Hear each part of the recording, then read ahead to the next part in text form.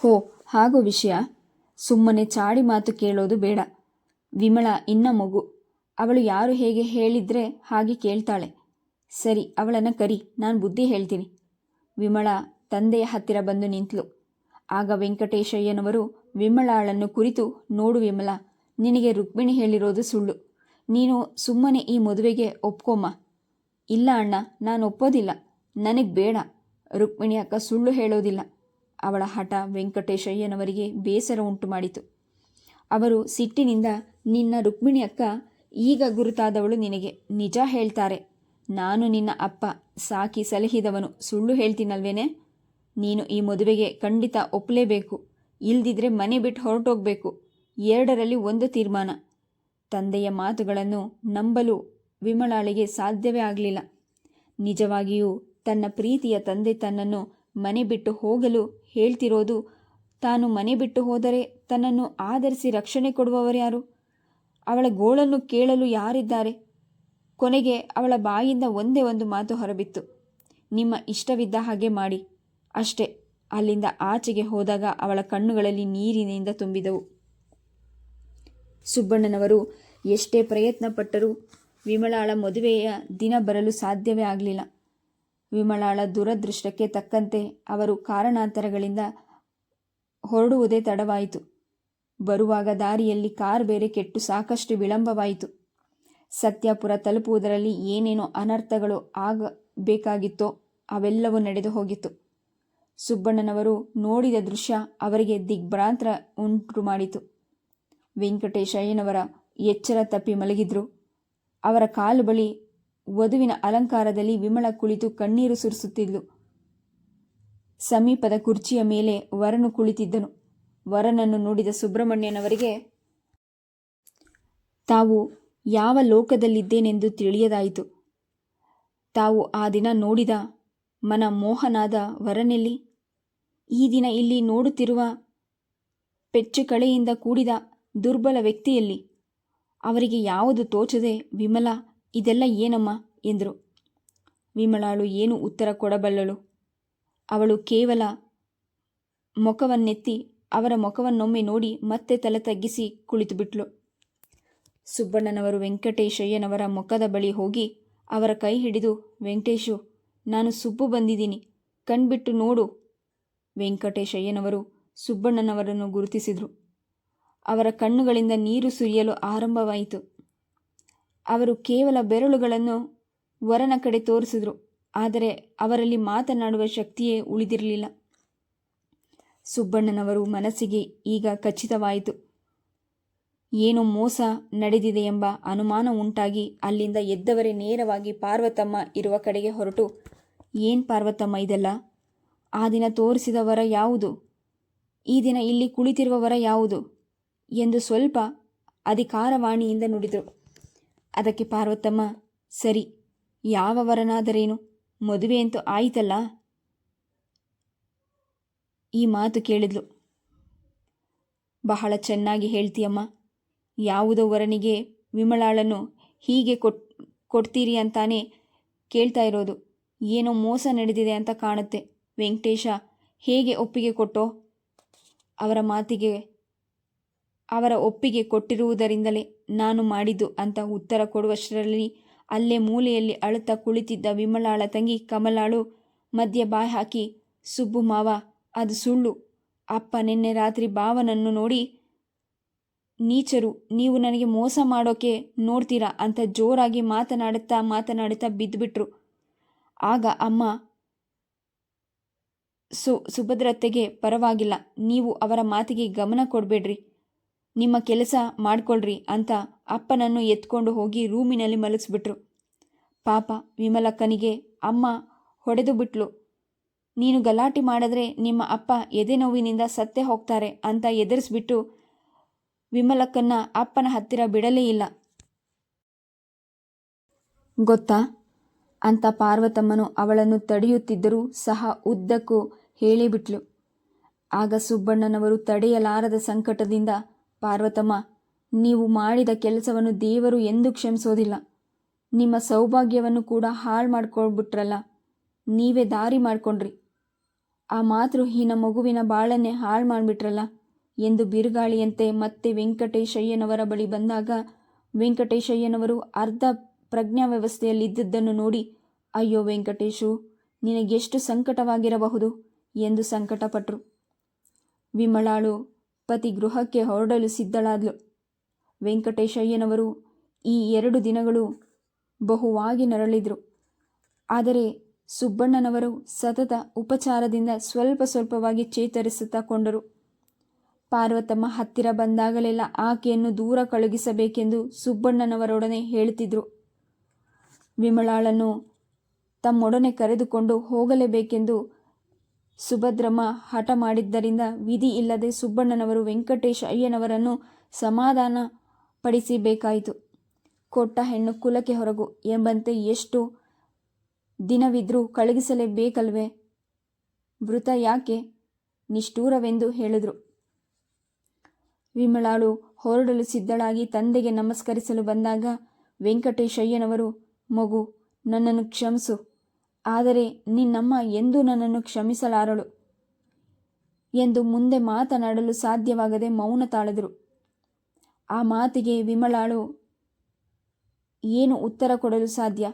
ಮೌನವಾಗಿ ಅವರಿಗೆ ನಮಸ್ಕರಿಸಿ ಸುಬ್ಬಣ್ಣನವರ ಹತ್ತಿರ ಹೋಗಿ ನಮಸ್ಕಾರ ಮಾಡಿ, ಮಾವ, ತಂದೆಯವರು ಅವಳಿಗೆ ಮುಂದೆ ಮಾತನಾಡಲು ಸಾಧ್ಯವಾಗಲಿಲ್ಲ. ಅವಳ ಮನಸ್ಸಿನ ಭಾವನೆ ಸುಬ್ಬಣ್ಣನವರಿಗೆ ಅರಿವಾಯಿತು. ವಿಮಲಾ, ಏನು ಯೋಚಿಸಬೇಡಮ್ಮ, ನಾನು ನೋಡ್ಕೊಳ್ತೀನಿ. ನಿನ್ನ ತಂದೆ ನನ್ನ ಬಾಲ್ಯದ ಗೆಳೆಯ ಎನ್ನೋದನ್ನು ಮರೆಯಬೇಡ ಎಂದು ಹೇಳಿ ಅವಳು ಸುಖವಾಗಿರುವಂತೆ ಮನದಲ್ಲಿ ಆಶೀರ್ವಾದಿಸಿದರು. ಕುಂಟುತ್ತಾ ಎಡವುತ್ತಾ ವಿಮಲಾಳ ಬಾಳ ದೋಣಿ ಸಂಸಾರ ಸಾಗರದಲ್ಲಿ ಸಾಗತೊಡಗಿತು. ಯಾವ ಏರಿಳಿತವೂ ಇಲ್ಲದ ಸ್ವಾರಸ್ಯಹೀನ ಬಾಳಾಗಿತ್ತು. ತಂದೆಯ ಮನೆಯ ಜೀವನಕ್ಕೂ ಇಲ್ಲಿನ ಜೀವನಕ್ಕೂ ಹೆಚ್ಚಿನ ವ್ಯತ್ಯಾಸವೇನೂ ಅವಳಿಗೆ ಗೋಚರವಾಗಲಿಲ್ಲ. ಅಲ್ಲಿ ಮಮತೆ ಇಲ್ಲದ ವಾತಾವರಣವಿತ್ತು. ಇಲ್ಲಿ ಅದರ ಜೊತೆಗೆ ತಿರಸ್ಕಾರ, ಕಾರಣ ವರದಕ್ಷಿಣೆಯ ಭೂತ. ರುಕ್ಮಿಣಿ ಸಿರಿವಂತರ ಮಗಳು, ಜೊತೆಗೆ ರಾಮಣ್ಣನವರ ಏಕೈಕ ಪುತ್ರಿ. ನಾರಾಯಣಪ್ಪನವರು ಕೇವಲ ಗುಮಾಸ್ತರಾಗಿದ್ದರೂ ಸಹ ಅವರ ಹಿರಿಯ ಪುತ್ರ ಶೇಖರನು ಸುಂದರನು, ದೃಢಕಾಯನು ಹಾಗೂ ಪದವಿದಾರನು ಆಗಿದ್ದನೆಂದು ವರನಿಗೆ ಬೇಕಾದಷ್ಟು ಉಡುಗೊರೆ ವರದಕ್ಷಿಣೆಯ ಸಹಿತ ಕನ್ಯೆಯನ್ನು ದಾರೆ ಎರೆದುಕೊಟ್ಟಿದ್ರು. ಅವಳು ಹಣದಿಂದಲೇ ನಾರಾಯಣಪ್ಪನವರ ಜವಳಿ ವ್ಯಾಪಾರ ಮಾಡಿ ಈಗಿನ ಅಭಿವೃದ್ಧಿಗೆ ಬಂದಿದ್ರು. ಆದ್ದರಿಂದಲೇ ಸುಭದ್ರಮ್ಮ ಧೈರ್ಯವಾಗಿ ರುಕ್ಮಿಣಿಯನ್ನು ಯಾವ ಮಾತು ಆಡದೆ ಪರೋಕ್ಷವಾಗಿ ಒಂದೊಂದು ವೇಳೆ ಬೈದುಕೊಳ್ಳುತ್ತಿದ್ರು. ಆದರೆ ವಿಮಲಾಳಿಗೆ ಯಾವ ಆಧಾರ, ಹಣಕಾಸು ತರುವುದರಿರಲಿ, ಸರಿಯಾಗಿ ವರೋಪಚಾರ ಮಾಡಲಿಲ್ಲವೆಂದು ದೂರು ಬೇರೆ. ಕೋರಿಕೆಗೆ ವರದಕ್ಷಿಣೆಯನ್ನು ನಿರಾಕರಿಸಿದ್ರು. ಕಾರಣ, ಇದರಲ್ಲಿ ಅವರ ಸ್ವಾರ್ಥವೇ ಅಡಗಿತ್ತು. ಸುಂದರನಿಗೆ ಬುದ್ಧಿಮಾಂದ್ಯ, ದೆಸೆಯಿಂದ ವಿದ್ಯಾಭ್ಯಾಸದ ಗಂಧವೂ ಇರಲಿಲ್ಲ. ಏಕೆಂದರೆ ಶಾಲೆಗೆ ಹೋಗಲಾರದಷ್ಟು ದುರ್ಬಲ ವ್ಯಕ್ತಿಯಾಗಿದ್ನು. ಅವನನ್ನು ಗಮನಿಸಲು ಯಾರಾದರೊಬ್ಬರು ಅಗತ್ಯವಿದ್ದೇ ಇತ್ತು. ಅವನಿಗೆ ಮದುವೆ ಮಾಡಿ ಅವನ ಜವಾಬ್ದಾರಿಯನ್ನು ಅವನ ಹೆಂಡತಿಗೆ ವಹಿಸಿಬಿಟ್ರೆ ಎಷ್ಟೋ ಹಗುರವಾಗುತ್ತದೆ ಎಂಬ ದೂರಾಲೋಚನೆಯಿಂದ ಹಂಚಿಕೆ ಹೂಡಿ ವಿಮಲಾಳನ್ನು ತಮ್ಮ ಮೋಸದ ಬಲೆಗೆ ಕೆಡವಿಕೊಂಡ್ರು. ತಿಳಿದವರು ಯಾರೂ ಖಂಡಿತ ತಮ್ಮ ಮಗನಿಗೆ ಹೆಣ್ಣು ಕೊಡುವುದಿಲ್ಲವೆಂದು ಚೆನ್ನಾಗಿ ಖಾತ್ರಿಯಾದುದರಿಂದಲೇ ಪಾರ್ವತಮ್ಮನಿಗೆ ವರದಕ್ಷಿಣೆ ಇಲ್ಲದೆ ಹೆಣ್ಣನ್ನು ತಂದುಕೊಳ್ಳುವುದಾಗಿ ಮನ ಹೋಲಿಸಿ ಕಾರ್ಯಸಿದ್ಧಿಗೊಂಡಿದ್ರು. ಆದರೂ ಒಮ್ಮೊಮ್ಮೆ ನಿಷ್ಕಾರಣವಾಗಿ ಅವಳನ್ನು ದರಿದ್ರ ಹೆಣ್ಣು ನೀನು ಎಂದು ತಿರಸ್ಕಾರ ಮಾಡಿ ಮಾತನಾಡಿದಾಗ ವಿಮಲಾಳು, ಅಯ್ಯೋ ದೇವರೇ, ಇದರಲ್ಲಿ ನನ್ನ ತಪ್ಪೇನು ಎಂದು ಮರುಗಿಕೊಳ್ಳುತ್ತಿದ್ಲು. ವಿಮಲ ಬಿಡುವಿಲ್ಲದಂತೆ ತನ್ನ ಮನಸ್ಸನ್ನು ಕೆಲಸದಲ್ಲಿ ತೊಡಗಿಸಿಕೊಳ್ಳುತ್ತಿದ್ಲು. ಒಂದೊಂದು ವೇಳೆ ರುಕ್ಮಿಣಿ ಬಂದು ಬಲವಂತವಾಗಿ ಅವಳನ್ನು ತನ್ನ ರೂಮಿಗೆ ಎಳೆದುಕೊಂಡು ಹೋಗ್ತಿದ್ಲು. ಏನೋ ವಿಮಲ, ಸದಾ ನಿನಗೆ ಕೆಲಸ ಮಾಡೋದೇ ಒಂದು ಹುಚ್ಚು ಅಂತ ಕಾಣತ್ತೆ. ನಿನ್ಗೇನು ಬೇಜಾರಾಗೋದೇ ಇಲ್ವಾ? ಬಾ, ಒಂದಾಟ ಪಗಡೆನಾದರೂ ಆಡೋಣ ಅಂತ ಎಳೆದುಕೊಂಡು ಹೋದಾಗಲೆಲ್ಲ ಅವಳು ತನಗರಿಯದಂತೆ ರುಕ್ಮಿಣಿ ಹಾಗೂ ಶೇಖರ್ ಇವರಿಬ್ಬರ ಹಾಸ್ಯ ಪರಿಹಾಸ್ಯಗಳಲ್ಲಿ ಭಾಗವಹಿಸಿ ಮನಸ್ಸನ್ನು ಹಗುರ ಮಾಡಿಕೊಳ್ತಿದ್ಲು. ಒಮ್ಮೊಮ್ಮೆ ಶೇಖರನು ರುಕ್ಮಿಣಿಯನ್ನು ಕಿಟಕಿಯಲ್ಲಿ ಕೀಟಲೆ ಮಾಡಿ ಆಕೆಯ ಮುನಿದ ಕುಳಿತಾಗ ಎಷ್ಟೋ ತಮಾಷೆ ಮಾಡಿ ಅವಳನ್ನು ಮತ್ತೆ ಪ್ರಸನ್ನಳಾಗುವಂತೆ ಮಾಡುವ ದೃಶ್ಯ ವಿಮಲಾಳ ಕಣ್ಣೆದುರಿಗೆ ಸುಳಿದು ಅವಳು ನಿದ್ರೆ ಇಲ್ಲದೆ ಹೊರಳಾಡುವಂತೆ ಮಾಡುತ್ತಿತ್ತು. ಆಹಾ, ತನ್ನ ಪತಿ ಒಂದು ದಿನವಾದರೂ ಪ್ರೇಮದಿಂದ ತನ್ನನ್ನು ಮಾತನಾಡಿಸಲಿಲ್ಲ. ಸದ್ಯ ಮಾತನಾಡುವುದಿರಲಿ, ಅವನಿಗೆ ತನ್ನ ಹೆಂಡತಿ ಎಂಬ ಭಾವನೆಯಾದರೂ ಇದೆಯಾ? ಹೋ, ಟೈಮ್ಗೆ ಸರಿಯಾಗಿ ಊಟ ಉಪಚಾರಗಳ ನಡೆದರೆ ಸಾಕಷ್ಟೆ. ಯಾವಾಗಲಾದರೂ ನಿದ್ದೆ. ಸ್ವಾತಂತ್ರ್ಯವಾಗಿ ಯೋಚನೆ ಮಾಡುವ ಶಕ್ತಿಯಾದರೂ ಇದೆಯಾ? ಅದೂ ಇಲ್ಲ. ಹೆಸರಿಗೆ ಮಾತ್ರ ಮದುವೆ, ಆದರೆ ಪತ್ನಿ ಅಲ್ಲ, ಕೇವಲ ಸೇವಕಿ. ಪ್ರೇಮ ಪ್ರೀತಿ ಇವೆಲ್ಲ ಅವಳಿಗೆ ಕಾದಂಬರಿ ಪ್ರಪಂಚದಲ್ಲಿ. ಏಕೆಂದರೆ ಇಲ್ಲಿ ಸುಂದರನಿಗೆ ತನ್ನ ಹೆಂಡತಿಯನ್ನು ಮಮತೆಯಿಂದ ಮಾತನಾಡಿಸಬೇಕೆಂಬ ವಿವೇಚನೆ ಇದ್ದರೆ ತಾನೇ. ಅದೊಂದು ದಿನ ಬೆಳಗ್ಗೆ ಎಂದಿನಂತೆ ವಿಮಲಾ ಬೀದಿ ಬಾಗಿಲಿಗೆ ರಂಗೋಲಿ ಹಾಕುತ್ತಿರುವಾಗ ಯಾರದೋ ಕಾಲಸಪ್ಪಳ ಕೇಳಿಸಿತು. ಆದರೆ ಅವಳು ಆ ಕಡೆ ಗಮನವಿಲ್ಲದೆ ತನ್ನ ಕೆಲಸದಲ್ಲಿ ಮಗ್ನಳಾಗಿದ್ಲು. ದಯವಿಟ್ಟು ಸ್ವಲ್ಪ ಜಾಗ ಬಿಡ್ತೀರಾ? ಆ ಧ್ವನಿಗೆ ಅವಳು ಬೆಚ್ಚಿ ಬಿದ್ದು ಮುಖ ಎತ್ತಿ ನೋಡಿದಾಗ ಒಂದು ಕ್ಷಣ ಅವಳ ಹೃದಯ ಬಡಿತ ನಿಂತಾಯಿತು. ಇವರೇ ಅವರು, ವಧು ಪರೀಕ್ಷೆಗೆ ಬಂದ ವ್ಯಕ್ತಿ. ಆದರೆ ಒಂದೇ ಕ್ಷಣ ಅವಳ ಮುಖದಲ್ಲಿ ವಿಸ್ಮಯವಾದ ಭಾವನೆ ಅಳಿದು ತಿರಸ್ಕಾರ ಭಾವನೆ ಹೊಮ್ಮಿತು. ಆದರೆ ಅವಳು ತನ್ನನ್ನು ಆವರಿಸಿಕೊಂಡ ಬಂದ ಬದಿಗೆ ಸರಿದು ನಿಂತಳು. ಒಳಗೆ ಹೊರಟ ಮಾಧವ, ಅಕ್ಕ ಅಕ್ಕ, ಬೆಳಕು ಹರಿದ್ರೂ ಇನ್ನೂ ಎದ್ದಿಲ್ವಾ? ಬಹಳ ಚೆನ್ನಾಯಿತು. ನನ್ನನ್ನು ಬರಹೇಳಿ ನೀವೇನು ನಿದ್ರಾಲೋಕದಲ್ಲಿ ವಿಹರಿಸುತ್ತಿದ್ದೀರಾ? ಸರಿ ಸರಿ, ಹೇಳಿ ಹೇಳಿ. ಇವನು ಗಡಿಬಿಡಿ ಗಲಾಟೆಗೆ ಮಲಗಿದ್ದವರೆಲ್ಲ ಎದ್ದು ಬಂದರು. ಓಹೋ ಮಾಧವ, ಈಗ ಬಂದ್ಯಾ? ಬಾಪ ಕೂತ್ಕೋ ಅಂತ ಸುಭದ್ರಮ್ಮ ತಮ್ಮನಿಗೆ ಉಪಚಾರ ಮಾಡಿದ್ದೇ ಮಾಡಿದ್ದು. ಲೇ ವಿಮಲಾ, ಇನ್ನೂ ಕಾಫಿ ಆಗಿಲ್ವೇನೆ? ಮಾಧವ ಬಂದಿದ್ದಾನೆ, ಬೇಗ ಒಂದು ಲೋಟ ಕಾಫಿ ಕೊಡು. ಮಾಧವನು ಹೇಮಾಳ ಮಲಗಿದ್ದ ಕಡೆ ಹೋಗಿ ಅವಳ ಮುಖದ ಮೇಲಿನ ಹೊದಿಕೆ ಎಳೆದು ಮೂಟು ಜಡೆ ಎಳೆಯುತ್ತಾ, ಲೇ ಎಷ್ಟೇ ನಿದ್ದೆ ಮಾಡೋದು ಎಂದು ಗಲಾಟೆ ಮಾಡಿದಾಗ ಹ್ಞೂ ಅಂತ ಎಳೆ ಮಗುವಿನ ಹಾಗೆ ರಾಗ ಎಳೆಯುತ್ತಾ ಹೇಮಾಳು, ಓ ಮಾವ ಬಂದ ಮಾವ, ನನಗೇನು ತಂದೆ ಮಾವ ಎಂದು ಸಡಗರದಿಂದ ಎದ್ಲು. ಆಗ ಶೇಖರನು ರೂಮ್ ಬಾಗಿಲು ತೆರೆಯುತ್ತಾ, ಶೇಖರನು, ಹಲೋ ಮಾವ.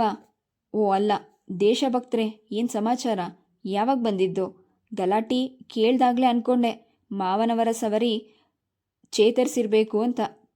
ಸರಿಯಪ್ಪ, ಈಗಿನ್ನೂ ಬರ್ತಾ ಇದ್ದೀನಯ್ಯ. ಹೇಗಿದ್ದಿ? ರುಕ್ಮಿಣಿ ಅಕ್ಕ ಎಲ್ಲಿ? ಓ, ಅವರಿಗಿನ್ನೂ ಎಚ್ಚರವಾಗಿಲ್ವೇನೋ ಎನ್ನುತ್ತಾ ಅಕ್ಕ ಅಕ್ಕ ಎಂದು ಅವನ ಕೂಗಿಗೆ ಎಚ್ಚೆತ್ತ ರುಕ್ಮಿಣಿ ನಗುತ್ತಾ ಈಚೆಗೆ ಬಂದು, ಓಹೋ ಮಾಧವಣ್ಣನ, ನಾನು ಏನೋ ತಿಳ್ಕೊಂಡೆ. ಅಂದರೆ ಯಾವುದೋ ಏರೋಪ್ಲೇನಿಂದ ರೆಕ್ಕೆ ಕಳಚಿ ಆರ್ಭಟಿಸುತ್ತಾ ನಮ್ಮ ಮನೆಯ ಮೇಲೆ ಬಿದ್ದಿದೆ ಅಂತ. ಆದರೆ ಈಗ ಗೊತ್ತಾಯಿತು, ಈ ಆರ್ಭಟವೆಲ್ಲ ಮಾದಣ್ಣನದು ಅಂತ. ಅಷ್ಟರಲ್ಲಿ ಕಾಫಿ ಹಿಡಿದು ಬಂದ ವಿಮಲಾ ಕಾಫಿ ಕೊಟ್ಟು ಸಂಕೋಚದಿಂದ ಒಂದು ಬದಿಗೆ ನಿಂತಳು. ಅಕ್ಕ, ಇವರನ್ನು ಹೊರಗೆ ನೋಡಿ ನಾನು ಬೇರೆ ಯಾರೋ ಮನೆಗೆ ಬಂದು ಬಿಟ್ಟನೇನೋ ಎಂಬ ಅನುಮಾನದಿಂದ ಹಿಂದಕ್ಕೆ ಹೊರಟು ಬಿಟ್ಟಿದ್ದೆ. ಆಗ ರುಕ್ಮಿಣಿಗೆ ವ್ಯಂಗ್ಯ ಭಾವದಿಂದ, ಪಾಪ ಮಾದಣ್ಣನಿಗೆ ಕೆಲವು ಸಲ ನೋಡಿದ ವ್ಯಕ್ತಿಗಳು ನೆನಪು ಕೂಡ ಇರೋದಿಲ್ಲ ಅಲ್ವೇ ಎಂದಾಗ ಆ ಮಾತು ಕಿವಿಗೆ ಬೀಳದಂತೆ ನಟಿಸುತ್ತಾ ಮಾಧವ, ರುಕ್ಮಿಣಿ ಅಕ್ಕ, ನನಗೆ ಸಾವಿರಾರು ಕೆಲಸ ಇರುತ್ತೆ. ನಾನು ಯಾವ ಯಾವ ವಿಷಯಗಳನ್ನು ಜ್ಞಾಪಕದಲ್ಲಿಟ್ಕೊಳ್ಳಿ ಹೇಳಕ್ಕ ಎಂದನು. ಇವೆಲ್ಲ ಕೇಳಿದ್ರೂ ಸುಭದ್ರಮ್ಮನಿಗೆ ಏನೂ ಅರ್ಥವಾಗದೆ, ಅಲ್ವೋ ಮಾಧವ, ಇದೇನು ಹೀಗಂತಿ? ನಮ್ಮ ಸೋದರನ ಸುಂದ್ರನ ಮದುವೆಗೆ ಬರಲು ನಿನಗೆ ಕಾಗದ ಲಗ್ನಪತ್ರಿಕೆ 2 ಕಳಿಸಿರ್ಲಿಲ್ವೇ? ಇವಳೇ ಅಲ್ವೇ ನಮ್ಮ ಸುಂದ್ರು ಹೆಂಡ್ತಿ ವಿಮಲಾ? ಅದೇನೋ ಸರಿ, ನೀನು ಪತ್ರಿಕೆ ಕಳಿಸಿದ್ದೆ. ಆದರೆ ನಾನು ಅಲ್ಲಿಗೆ ಬಂದು ನನ್ನ ತಲೆ ಕೆಡಿಸಿಕೊಳ್ಳಲು ಇಷ್ಟವಿರಲಿಲ್ಲ. ಸುಂದ್ರನ ಅವರು ಓಡಿಸಿರಬಹುದೇನೋ ಎಂಬ ಭಾವನೆ ಇತ್ತು. ಅಂತೂ ಎಲ್ಲ ಮುಗಿಸಿದೆ. ಅಕ್ಕ, ನೀನು ಏನೇ ಅನ್ನು, ನಮ್ಮ ಸುಂದ್ರಿಗೆ ಮದುವೆ ಆಗಿ ಹೆಂಡ್ತಿ ಬಂದ್ಲು ಅಂದರೆ ನಂಬೋಕ್ಕಾಗಲ್ಲ. ನೀನು ನಿಜವಾಗಲೂ ಸಮರ್ಥ್ಯಶಾಲಿ ಅಕ್ಕ. ಇದೋ ನಿನಗೆ ವಂದನೆಗಳು. ಅದಕ್ಕೆ ನನಗೆ ನಂಬಿಕೆ ಬಾರದೆ ಯಾರದೋ ಮನೆ ಹೆಂಗಸರು ಅಂತ. ಅವನ ಮಾತುಗಳು, ಅವನ ನಾಟಕೀಯ ಅಭಿನಯ ನೋಡಿ ರುಕ್ಮಿಣಿಗೆ ನಗು ತಡೆಯಲಾಗಲಿಲ್ಲ. ಸೆರಗನ್ನು ಬಾಯಿಗೆ ಹೊತ್ತಿ ಹಿಡಿದು ಅಲ್ಲಿಂದ ಹೊರಟುಬಿಟ್ಲು. ವಿಮಲಾಳಿಗೂ ಕೂಡ ನಗುವುದಕ್ಕೆ ಬಂತು, ಆದರೆ ತಡೆದುಕೊಂಡ್ಳು. ಅವರೆಲ್ಲ ನಗುವುದನ್ನು ನೋಡಿ ಸುಭದ್ರಮ್ಮನಿಗೆ ಸಿಟ್ಟು ಬಂತು. ಸರಿ ಸರಿ, ನೀನು ಚೆನ್ನಾಗಿ ಹೇಳ್ತಿ ಮಾದು. ನಮ್ಮ ಸುಂದ್ರು ಅಂದರೆ ಸುಂದ್ರಾನೇ. ಅವನ ಹೆಂಡತಿಯಾಗಬೇಕಂದ್ರೆ ವಿಮಲ ಪುಣ್ಯ ಮಾಡಿರಬೇಕು. ಅದಕ್ಕೆ ಅಕ್ಕ ನಾನು ಹೇಳೋದು, ಎತ್ತವರಿಗೆ ಹೆಗಣ ಮುದ್ದು ಅಂತ. ಆದರೆ ಪಾಪ ಕಾರ್ಯಕ್ಕೆ ನಾನು ಸೇರಿಬಿಟ್ನಲ್ಲ ಎನ್ನೋದೇ ನನ್ನ ಮನಸ್ಸಿನ. ಅವನು ಇನ್ನೂ ಮಾತು ಮುಗಿಸಿರಲಿಲ್ಲ. ಅಲ್ಲಿಗೆ ಸುಂದ್ರು ಹಲ್ಲು ಕಿರಿಯುತ್ತಾ ಬಂದ. ಓಹೋ ಮಾಮ ಅನ್ನುತ್ತಾ ಹತ್ತಿರ ಬಂದಾಗ ವಿಮಲ ಮಾದು ಕುಡಿದಿಟ್ಟ ಲೋಟವನ್ನು ತೆಗೆದುಕೊಂಡು ಅಲ್ಲಿ ನಿಲ್ಲದೆ ಇತರ ಕೆಲಸಗಳು ಗಮನ ಹರಿಸಲು ಹೊರಟೋದ್ಲು. ಮಧ್ಯಾಹ್ನ ಊಟ ಮುಗಿಸಿ ಎಲ್ಲರೂ ಹಾಯಾಗಿ ಮಲ್ಕೊಂಡಿದ್ರು. ರುಕ್ಮಿಣಿ ಮಾತ್ರ ಶೆಕೆ ತಾಳಲಾರದೆ ಮನೆಯ ಹಿಮ್ಮದಿಯ ತೋಟಕ್ಕೆ ಹೋಗಿ ಕುಳಿತಿದ್ಲು. ವಿಮಲ ಅಡಿಗೆ ಮನೆಯಲ್ಲಿ ಮಧ್ಯಾಹ್ನದ ಉಪಹಾರಕ್ಕೆ ಸಿದ್ಧಪಡಿಸುತ್ತಿದ್ಲು. ರುಕ್ಮಿಣಿ ಮೆಲ್ಲನೆ ಬಂದು ವಿಮಲಾಳನ್ನು ತೋಟಕ್ಕೆ ಸನ್ನೆ ಮಾಡಿ ಕರೆದ್ಲು. ವಿಮಲ ಹೋಗಿ ರುಕ್ಮಿಣಿ ಹತ್ರ ನಿಂತಳು. ಬಾ ವಿಮಲ, ಒಂದು ಗಳಿಗೆ ಕೂತ್ಕೋ. ಯಾವಾಗ ನೋಡಿದ್ರು ಕೆಲಸ ಅಂತ ಪ್ರಾಣ ಬಿಡ್ತೀಯಲ್ಲ. ಏನು ಮಾಡಲಿ ಅಕ್ಕ, ನನಗೆ ಕೆಲಸ ಮಾಡ್ತಾ ಇದ್ದರೆ ಬೇಜಾರಾದರೂ ಕಳೆಯುತ್ತದೆ. ಸುಮ್ಮನೆ ಕೂತ್ರೆ ಮನಸ್ಸಿನಲ್ಲಿ ಏನೇನೋ ಯೋಚನೆ ಕಾಡುತ್ತದೆ. ಅದು ಸರಿಯನ್ನು. ನೀನು ನೋಡಿದೆಯಲ್ಲ ವಿಮಲ ಮಾದಣ್ಣನನ್ನು. ನಿನಗೆ ಆತ ಯಾರು ಅಂತ ನೆನಪಾಗಿರಬಹುದು. ಹೌದು ಅಕ್ಕ, ಹಾಗೆ ನೆನಪಿಗೆ ಬಂದಾಗಲೆಲ್ಲ ಆತನ ಮೇಲೆ ತಿರಸ್ಕಾರ ಹುಟ್ಟುತ್ತದೆ ಅಕ್ಕ. ವಿಮಲ, ನಾನು ಮೊದಲು ಹಾಗೆ ಸಿಟ್ಕೊಂಡಿದ್ದೆ. ಆದರೆ ವಿಷಯ ತಿಳಿದ ಮೇಲೆ ನನ್ನ ಕೋಪವಿಳಿಯಿತು. ಆದರೂ ಅಕ್ಕ, ನೀನು ಏನೇ ಹೇಳಿದ್ರೂ ನನಗೆ ಮಾತ್ರ ಆತನ ಮೇಲೆ ಒಳ್ಳೆಯ ಅಭಿಪ್ರಾಯ ಮೂಡೋದಿಲ್ಲ. ಹೋಗಲಿ, ಈಗ ಯಾಕೆ ಆ ಮಾತು? ಹಾಗಲ್ಲ ವಿಮಲ, ನಾನು ಯಾಕೆ ಈ ಮಾತು ಹೇಳ್ತೀನಿ ಅಂದರೆ, ನಮ್ಮ ಹೇಮಾಳಿಗೆ ಗೊತ್ತಾಗಿರುವ ವರನೇ ಈತ. ಹೇಮ ಪುಣ್ಯ ಮಾಡಿದ್ದಾಳೆ. ಹೌದು ಅಕ್ಕ, ಹೇಮಾಳಿಗೆ ಅವರಿಗೂ ಜೊತೆ ಚೆನ್ನಾಗಿ ಆಗುತ್ತದೆ. ಹೇಗೋ ಎಲ್ಲರೂ ಚೆನ್ನಾಗಿದ್ದರೆ ಸಾಕು. ಅದೇನೋ ಸರಿ, ಜೊತೆ ಚೆನ್ನಾಗಿರುತ್ತೆ. ಆತನೇ ಎಲ್ಲರೂ ಪ್ರಯತ್ನಿಸುತ್ತಿರೋದು. ಆದರೆ ಮಾದಣ್ಣನೇ ಒಪ್ತಾ ಇಲ್ಲ. ಯಾವಾಗ ಮದುವೆ ಮಾತೆತ್ತಿದ್ರೂ ಸುಮ್ಮನೆ ನಕ್ಕು ಬಿಡ್ತಾರೆ. ಮಾತನ್ನೇ ಮರೆಸಿಬಿಡ್ತಾರೆ. ಅವರಿಗೆ ಮದುವೆಗಿಂತ ಮುಖ್ಯವಾದ ಬೇರೆ ಕೆಲಸಗಳಿವೆಯಂತೆ. ಈ ಮಾತನ್ನು ಕೇಳಿ ಆಶ್ಚರ್ಯದಿಂದ ವಿಮಲ, ಅಕ್ಕ, ನೀವು ಹೇಳುವುದನ್ನು ನೋಡಿದ್ರೆ ಅವರು ಬಹಳ ವಿಚಿತ್ರ ಸ್ವಭಾವದ ವ್ಯಕ್ತಿ ಅಂತ ಕಾಣುತ್ತೆ. ಹೌದಮ್ಮ, ಬಹಳ ವಿಚಿತ್ರ ಸ್ವಭಾವದ ವ್ಯಕ್ತಿ. ಯಾವಾಗ ನೋಡಿದ್ರೂ ಇನ್ನೊಬ್ಬರಿಗೋಸ್ಕರ ಒದ್ದಾಡುತ್ತಾನೆ ಇರೋದೇ ವಿನಃ ತನಗಾಗಿ ಯೋಚನೆಯೇ ಇಲ್ಲ. ಆದ್ದರಿಂದಲೇ ಮಾವನವರಿಗೆ ಹೇಮಾಳನ್ನು ಕೊಡುವ ಇಷ್ಟವಿಲ್ಲ. ಕೆಲಸವಿಲ್ಲ, ಕಾರ್ಯವಿಲ್ಲ, ಉಂಡಾಡಿ ಗುಂಡಿಯಾಗೆ ತಿರ್ಕೊಂಡು ಇದ್ದಾನೆ. ಇವನಿಗೆ ಹೆಣ್ಣು ಕೊಟ್ಟರೆ ನಾಳೆ ಇವರಿಬ್ಬರನ್ನು ನಾವೇ ಸಾಕಬೇಕಾಗುತ್ತದೆ ಎನ್ನುತ್ತಾರೆ. ಆದರೆ ಅತ್ತೆಯವರು ಮಾತ್ರ ಹೇಳ್ತಾರೆ, ನೀವೇನು ಸಾಕುವ ಅಗತ್ಯವಿಲ್ಲ, ಅವನಿಗೆ ಬೇಕಾದಷ್ಟು ಆಸ್ತಿ ಇದೆ, ಅದೇ ಸಾಕು ಎಂದು ವಾದಿಸುತ್ತಾರೆ. ನೋಡಬೇಕು ಮುಂದೇನಾಗುತ್ತೋ. ಅಷ್ಟರಲ್ಲಿ ಸುಭದ್ರಮ್ಮನ ಗರ್ಜನೆ ಕೇಳಿಸಿತು. ಎಲ್ಲಿ ಹಾಳಾಗೋಗಿದೆಯೇ ವಿಮಲ, ಎಲ್ಲರಿಗೂ ತಿಂಡಿ ಕೊಡಬಾರ್ದಾ? ಅಕ್ಕ, ನಾನು ಹೋಗ್ತೀನಿ, ಅತ್ತೆ ಕೂಗ್ತಾ ಇದ್ದಾರೆ. ಏನಂತ? ಅಂತಕದಿಂದ ಒಳಗೆ ಬೇಗನೆ ಹೋಗುವುದನ್ನು ನೋಡಿ ರುಕ್ಮಿಣಿ, ಪಾಪ, ಯಾವ ಸುಖಕ್ಕಾಗಿ ಜೀವನವನ್ನು ತೇಯುತ್ತಿದ್ದೆ ಹುಡುಗಿ ಎಂದು ನಿಟ್ಟಿಸಿರುಬಿಟ್ಲು. ವಿಮಲ ಎಲ್ಲರಿಗೂ ಉಪ್ಪಿಟ್ಟು ಕಾಫಿ ತಂದುಕೊಟ್ಲು. ಬೇಗನೆ ಉಪ್ಪಿಟ್ಟು ಮುಕ್ಕುತ್ತಿದ್ದ ಸುಂದ್ರುವಿಗೆ ನೆತ್ತಿ ಹತ್ತಿತು. ಬಿಕ್ಕಳಿಸುತ್ತಲೇ ನೀರು ಎಂದು ಒಂದೇ ಸಮನೆ ಬೊಬ್ಬೆ ಹಾಕಲು ಶುರು ಮಾಡಿದನು. ವಿಮಲ ನೀರು ತಂದು ಕೈಗೆ ಕೊಡುತ್ತಲೇ ಅವನು, ಇಷ್ಟು ಹೊತ್ತು ಯಾಕೆ ಮಾಡಿದೆ ಎಂದು ಆ ಲೋಟವನ್ನು ಅವಳ ಮುಖಕ್ಕೆ ಸರಿಯಾಗಿ ಎಸೆದನು. ಅದರ ಹಂಚು ನೇರವಾಗಿ ಹಣೆಗೆ ಬಡಿದು ರಕ್ತ ಸುರಿಯತೊಡಗಿತು. ಚೇಚೆ, ಇದೇನು ಸುಂದ್ರ, ಇಂತಹ ಸಣ್ಣ ಮಾತಿಗೆ ಹೀಗೆ ಮಾಡೋದಾ? ಸಹಾನುಭೂತಿ ಸ್ವರದಿಂದ ಮಾಧವನ ನುಡಿದ್ನು. ವಿಮಲಾಳಿಗೆ ಕಣ್ಣೀರು ಹುಕ್ಕಿ ಬಂತು. ಅವಳಿಗೆ ನೋವಿಗಿಂತಲೂ ಬೇರೆಯವರ ಎದುರಿಗೆ ಹೀಗೆ ಗಂಡ ವರ್ತಿಸಿದ್ದು ಮನಸ್ಸಿಗೆ ಬಹಳ ಅವಮಾನವಾಯಿತು. ಮಾಧವ ವಿಮಲಾಳನ್ನು ವಹಿಸಿಕೊಂಡು ಮಾತನಾಡಿದುದು ಸುಭದ್ರಮ್ಮನಿಗೆ ಸಹಿಸಲಿಲ್ಲ. ಅವರು ಸುಂದ್ರನ ಕಾರ್ಯವನ್ನು ಸಮರ್ಥಿಸುತ್ತಾ, ನೀನು ಸುಮ್ಮನಿರು ಮಾಧವ, ಹೆಂಡತಿ ತಪ್ಪು ಮಾಡಿದ್ರೆ ಗಂಡನಾದವನು ಹೊಡೆಯೋದ್ರಲ್ಲಿ ಏನು ತಪ್ಪು? ನಮ್ಮ ಸುಂದ್ರು ಬಹಳ ತಿಳುವಳಿಕಸ್ತ. ಆದ್ದರಿಂದಲೇ ಹೆಂಡತಿಯನ್ನು ಬಹಳ ಹದ್ದು ಬಸ್ಸಿನಲ್ಲಿ ಇಟ್ಕೊಳ್ಳಲು ಪ್ರಯತ್ನ ಪಡ್ತಾನೆ.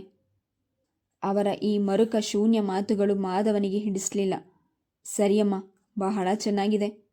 ಮುಂದೆ ಮಾತನಾಡಲು ಇಷ್ಟಪಡದೆ ಮಾಧವ ಸುಮ್ಮನಾದ. ವಿಮಲಾಳ ಸ್ಥಿತಿ ನೋಡಿ ಮಾಧವನಿಗೆ ಬಹಳ ಕನಿಕರವಾಗುತ್ತಿತ್ತು. ಒಂದಲ್ಲ ಒಂದು ಸಲ ಅವನು ಅಂತರಾತ್ಮವು ಅವಳ ದುಃಖ ಸ್ಥಿತಿಗೆ ನೀನು ಸಹ ಕಾರಣವೆಂದು ಮೋದಿಸಲುವಂತೆ ಭಾವನೆಯಾಗ್ತಿತ್ತು. ಆದರೆ ತಾನೇನು ಮಾಡಲು ಸಾಧ್ಯ? ಪರಿಸ್ಥಿತಿ ಎಲ್ಲವೂ ಕೈಮೀರಿ ಬಿಟ್ಟಿತು. ಎಷ್ಟೋ ಬಾರಿ ಸುಭದ್ರಮ್ಮ ಇಬ್ಬರು ಸೊಸೆಯರನ್ನು ನೋಡುವ ದೃಷ್ಟಿಯಲ್ಲಿ ಸ್ಪಷ್ಟವಾದ ಅಂತರ ಎದ್ದು ಕಾಣ್ತಿತ್ತು. ರುಕ್ಮಿಣಿಯನ್ನು ಅಕಸ್ಮಾತ್ ಸುಭದ್ರಮ್ಮ ಏನಾದರೂ ಅಂದ್ಬಿಟ್ರೆ ಸಾಕು, ತಕ್ಷಣವೇ ರುಕ್ಮಿಣಿ, ನನ್ನ ಹಣವೆಲ್ಲವನ್ನು ಕೊಟ್ಬಿಡಿ, ನಾನು ಗಂಡನನ್ನು ಕರೆದುಕೊಂಡು ಬೇರೆ ಹೊರಟೋಗ್ತೀನಿ ಎಂದು ಎದುರಿಸಿಬಿಡ್ತಿದ್ಲು. ಹಾಗೆ ಅವಳು ಎದುರಿಸಿದಾಗಲೆಲ್ಲ ಸುಭದ್ರಮ್ಮ ಆ ಕೋಪವನ್ನೆಲ್ಲ ಬಡಪಾಯಿ ವಿಮಲಾಳ ಮೇಲೆ ತೀರಿಸ್ತಿದ್ರು. ಒಂದು ಸಲ ಹಾಗೆಯೇ ವಿಮಲಾಳು ಅತ್ತೆಯಿಂದ ಬರ್ತನೆಯ ಮಾತುಗಳನ್ನು ಕೇಳಿ ಬೇಸರದಿಂದ ಮೆಲ್ಲಗೆ ಚಪ್ಪರದ ಬಳಿ ಕಣ್ಣೀರು ಸುರಿಸುತ್ತಾ ಕುಳಿತಿದ್ದಾಗ ಮಾಧವನು ಅವಳ ಬಳಿಗೆ ಹೋಗಿ, ಏನಮ್ಮ, ನಿನ್ನ ತಂದೆ ತಾಯಿ ಇದ್ದಾರಾ ಎಂದು ಪ್ರಶ್ನಿಸಿದಾಗ ಯೋಚನೆಯಲ್ಲಿ ಮಗ್ನಳಾಗಿದ್ದ ವಿಮಲಾ ಬೆಚ್ಚಿ ಬಿದ್ದು, ಏನು ಎಂದು ಅವನನ್ನೇ ಮರುಪ್ರಶ್ನೆ ಕೇಳಿದ್ಲು. ನಿನಗೆ ತಂದೆ ತಾಯಿಗಳಿದ್ರೆ ನಿನ್ನನ್ನು ಇಂತಹ ನರಕ ಜೀವನಕ್ಕೆ ತಳ್ತಿದ್ರಾ? ಅದಕ್ಕೆ ನಾನು ಕೇಳಿದೆ. ಹೋ, ಅಷ್ಟೇ ತಾನೇ ಎಂದು ಉದಾಸೀನತೆಯಿಂದ ವಿಮಲಾಳು, ಆ ವಿಷಯ ನನಗಿಂತ ನಿಮಗೆ ಚೆನ್ನಾಗಿ ಗೊತ್ತಿರಬೇಕಲ್ವೇ? ಈ ನರಕ ಜೀವನಕ್ಕೆ ತಳ್ಳಲು ನೀವು ಸಹಾಯಕರಾಗಿದ್ದರೆ ಅಲ್ವವೇ? ಇಷ್ಟಕ್ಕೂ ಯಾರನ್ನು ದೂರಿ ಏನು ಪ್ರಯೋಜನ? ನನ್ನ ಅದೃಷ್ಟಕ್ಕೆ ಯಾರೇನು ಮಾಡಲು ಸಾಧ್ಯ? ಆದರೆ ಈಗ ಇಂತಹ ಮಾತುಗಳು ಅಗತ್ಯವಿಲ್ಲ ಎಂದು ಅವನೊಡನೆ ತಿರಸ್ಕಾರದಿಂದ ನೋಡಿದ ತೀಕ್ಷ್ಣ ನೋಟ ಬೀರಿ ಅಲ್ಲಿಂದ ಎದ್ದು ಹೋದ್ಲು. ಅವಳ ಮಾತುಗಳಿಂದ ನೊಂದ ಅವನಿಗೆ ವಿಷ್ಣು ಭಾವದಿಂದ ಮೆಲ್ಲನೆ ಅಲ್ಲಿಂದ ನಡೆದಾಗ ಅವನ ಹೃದಯ ನೀನು ಅಪರಾಧಿ ಎಂದು ತಿರುಚಿತು. ವಿಮಲಾಳ ಜೊತೆ ವಿಧಿಯ ಕಣ್ಣ ಮುಚ್ಚಾಲೆ ಆಟ ಇನ್ನೂ ಕೊನೆಗೊಂಡಿರಲಿಲ್ವೇನೋ ಎಂಬಂತೆ ಒಂದು ದಿನ ಸುಂದ್ರನು ಮಹಡಿಯ ಮೆಟ್ಟಿಲಿಳಿಯುವಾಗ ಜಾರಿ ಮೇಲಿಂದ ಉರುಳಿ ಬಿದ್ದವನು ಮತ್ತೆ ಮೇಲೇಳಲಿಲ್ಲ. ವಿಮಲಾಳಿಗೆ ಹೆಸರಿಗೆ ಇದ್ದ ಸೌಭಾಗ್ಯವು ನಷ್ಟವಾಯಿತು. ಆದರೆ ಎಲ್ಲ ದುರದೃಷ್ಟಕ್ಕೂ ಅವಳೇ ಹೊಣೆ ಎಂಬಂತೆ ಸುಭದ್ರಮ್ಮ ಅವಳನ್ನು ನೋಡಿದ ಕೂಡಲೇ ಪುಣ್ಯಾತ್ಗಿತ್ತಿ, ಯಾವಾಗ ಯಾವ ಗಳಿಗೆಯಲ್ಲಿ ಕಾಲಿಟ್ಟಳೋ ಆಗಲೇ ಶುರುವಾಯಿತು ನಮ್ಮ ಸುಂದ್ರನ ಗ್ರಹಚಾರ.